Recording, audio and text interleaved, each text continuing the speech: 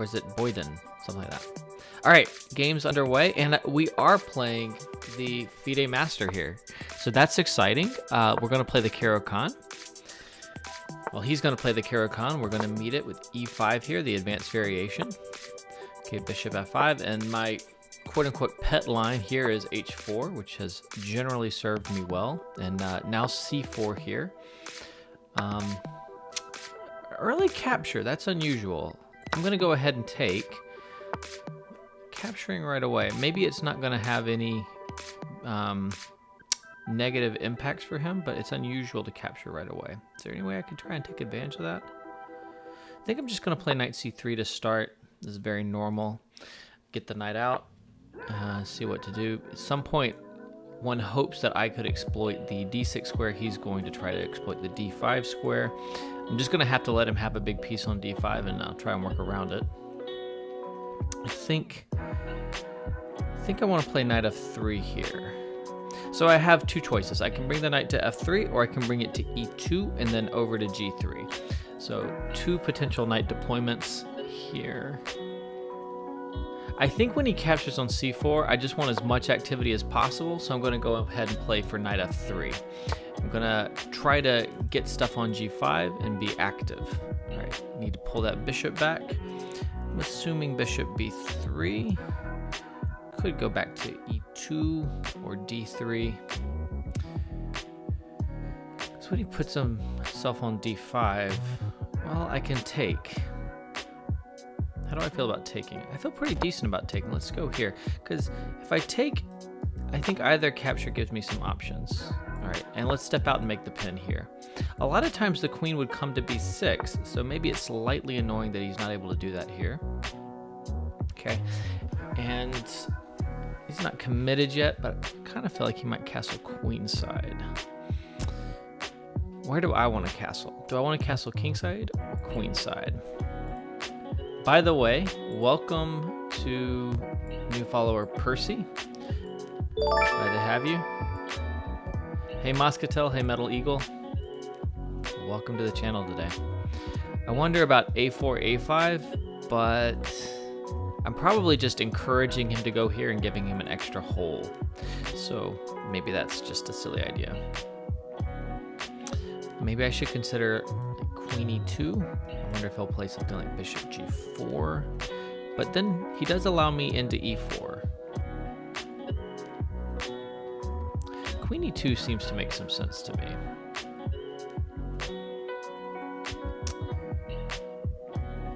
Shouldn't spend so much time. Let's play queen e2. Can activate my rook. Maybe I castle queenside, but I think probably not. I don't know. I'm not eager to castle kingside with this square being already controlled by my opponent. So maybe I do castle on that side. I don't necessarily mind something like king f1, so I'm considering knight e4 here. He can have bishop b4 check, and I could go king f1. Yeah, we're going to do that. I'm trying to leave him with a redundant knight. He has a great square here on d5, fantastic square, but he has two knights that want it. So I'm trying to not make a trade so he can have two knights, one square. He's playing for a4. How do I feel about that? Well, I don't know that I mind it so much, but I feel like playing a3. Kind of combat these squares a little bit. He pulls the bishop all the way back to f8.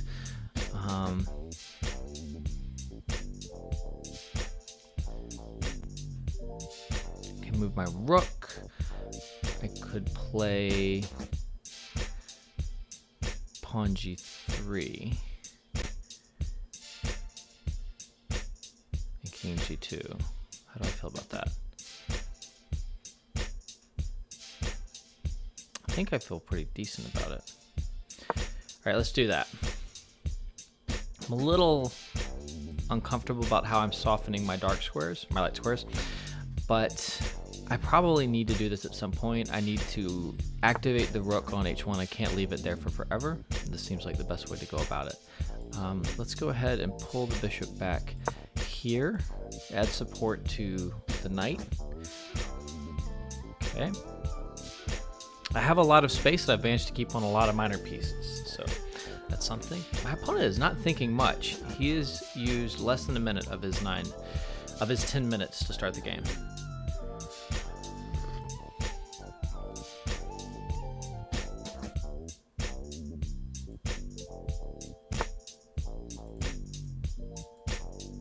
Okay, rook c8. Suggests to me that he's playing for c5, but honestly, let's just go here.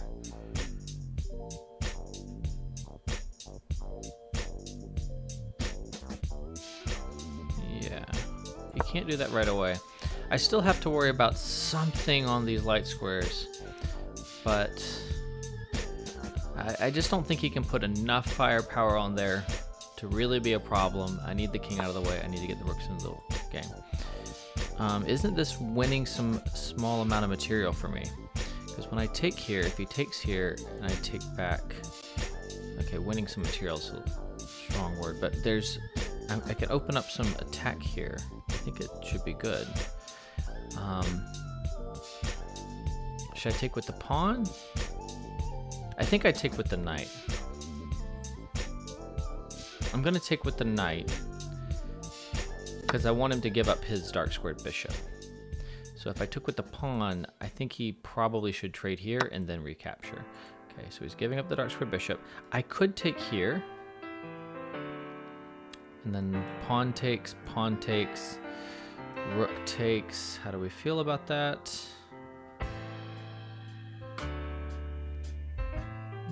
Mixed. If I take here and he does rook takes, then I go into the same thing. If he does bishop takes, then I get queen takes and I'm defending c5. So I think I should take this way.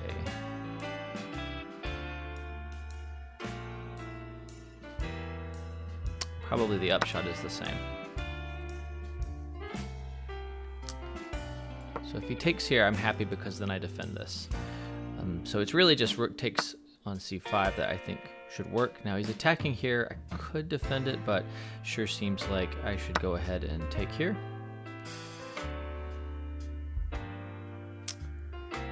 Okay, so when he takes here, he's still got this square, but it's not as secure anymore, right? Because he's going to lose his pawn supporting it. And I feel like he's a little vulnerable here in some ways. Maybe knight d4 can be an idea at some point, but probably I just need to activate a rook to start. Probably I just need to activate a rook right here. Okay, so we're going to go for that. Hello, Apple Jess. Hello, Soup. Welcome, guys. I still have an Amazon link Muscatel to books and also that kind of stuff that you're talking about with my glasses and things. I think it's now as an extension on the channel, but it still exists, just I changed it a little bit. Okay. Maybe bishop e3 here. Tickling the rook. Knight takes would come with check, but then when I take with the queen, I'm hitting his queen, and he moves, and I feel like he's soft on the king side.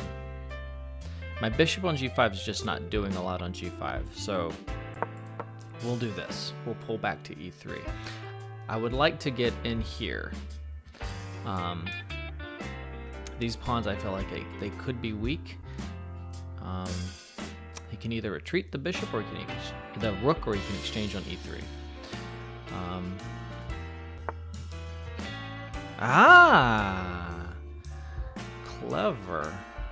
Clever girl. Okay.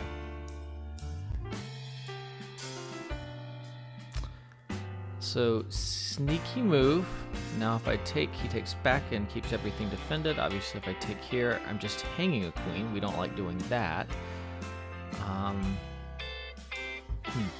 It does feel like he's a little loose though. Is there something I could do? Is there something I could do? Okay, if I take here, rook takes, I guess I don't see a move there. I can always throw in this check too. I could do knight here.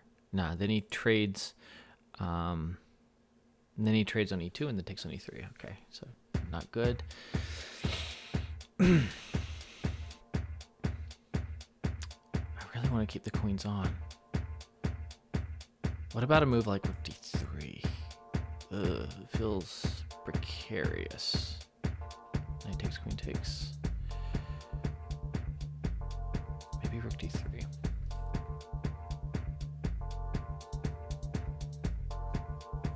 As rook moves back somewhere. At knight d4 and things. Rook d3 looks like the most active, even though I'm a little hesitant. Alright, we're doing rook d3. I don't love my placement at the moment, but I keep this threat, and if he takes here, then I take back with the queen. And I know that b2 would hang, but so would his rook. Okay. We might go here. If he takes here, I take, and if he takes on a1, then I take here. So that's not quite working for him, but rook c2 looks pretty sensible.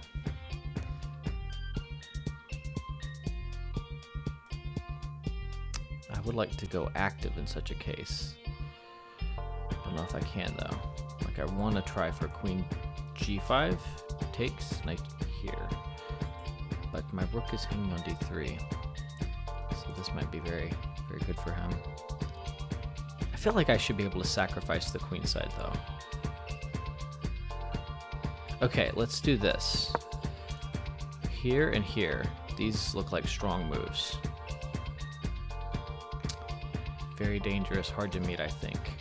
I like my attacking chances now that I've doubled up and I've defended the rook on d3 so I can bring my queen into g5.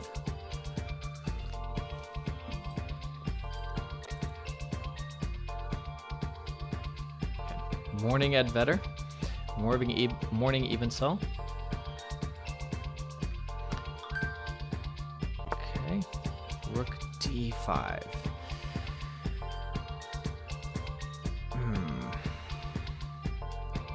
Clever.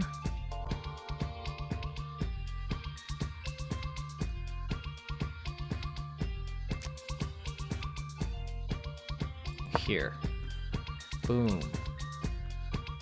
I still have enough defense on this, and I'm really breaking up his king side now. This looks like a strong move. I think. Might have to do this, but looks bad. Okay. Take here with check. Okay. Go ahead and throw the knight into g5 with check. Too good not to. Okay. Have some checks. Might win.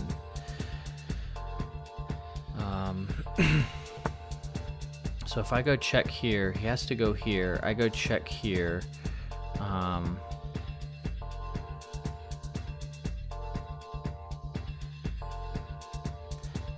I'm not sure that it's winning. I think I should just hold these ideas in reserve for a moment and play rook takes. A little annoying. Maybe I'm letting him unwind.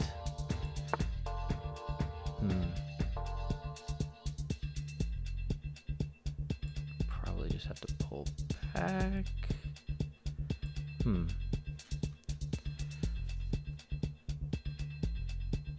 Oh, obviously I need to stay in touch with the rook.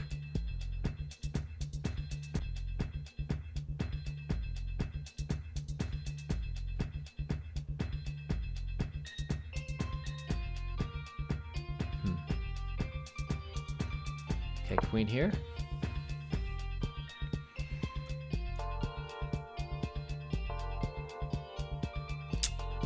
So we can play queen c6 and trade queens, but I think I'm still doing very, very well there.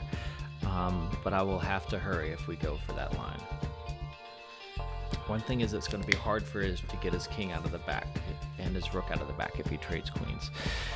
His back rank is very vulnerable. His pawns are vulnerable. I think it could go badly for him. We'll see. Could also liquidate. He's still not used half his time.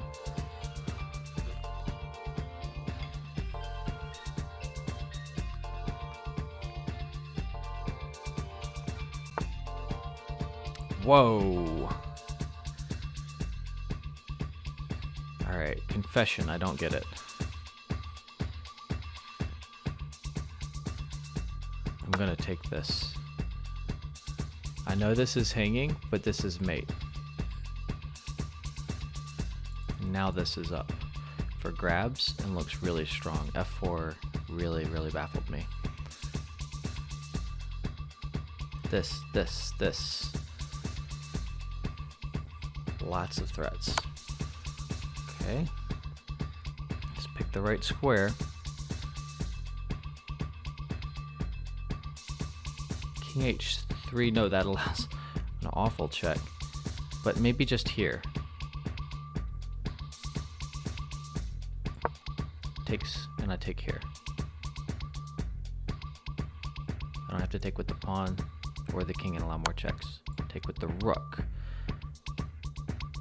Okay. Threats look very strong. I'm up a pawn now too. Okay, so he's threatening mate, but I have mate into check and up. Right? Double check. Boom, boom, mate. All right, GG to FIDE Master Faket. GG to FIDE Master.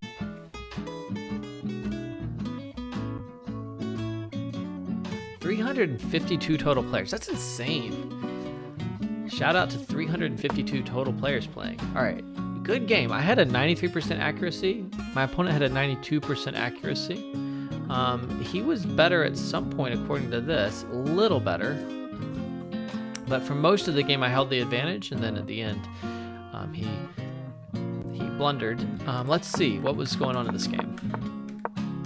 Theory. So, as I said, I didn't expect him to take on c4. I think giving up the tension quickly like that's a little bit beneficial for me, but I wasn't sure how to take advantage of it. I just felt like my development was a little freer. Okay, so knight c3, knight d7, knight f3. Pull the bishop back. It liked bishop e2, which is interesting. I wondered if that might be a good move, but I wanted to stay active, so I kept the bishop on this diagonal. Bishop g5. The g5 square is a really important strong point for white in this line. Queen e2. As I said, I didn't know queen e2 was going to be the favorite move of the engine, but all right, we did that. Knight d5, knight e4. Still thinks I should have castled. Check, king f1.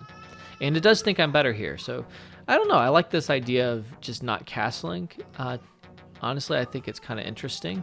A5, a3, pull the bishop back, and it does like this castling by hand approach. I feel like I came up with some interesting ideas here, and mostly Stockfish is giving me a thumbs up, a seal of approval on my strategic play here. Okay. And we get around to this position where I felt pretty good. It does like knight d4 here, which I wasn't sure was so good. So I just developed my rook. And honestly, this is probably about as strong as knight d4. Maybe knight d4 is better in Stockfish's mind. Finally, my opponent gets castled, and bishop e3. Now here's where it thinks I went wrong. Knight takes. I thought I was still better here, but knight takes, queen takes. It likes black. Queen c6. Likes black. I guess I do have a lot to deal with here, and it's hard to unpin. Okay.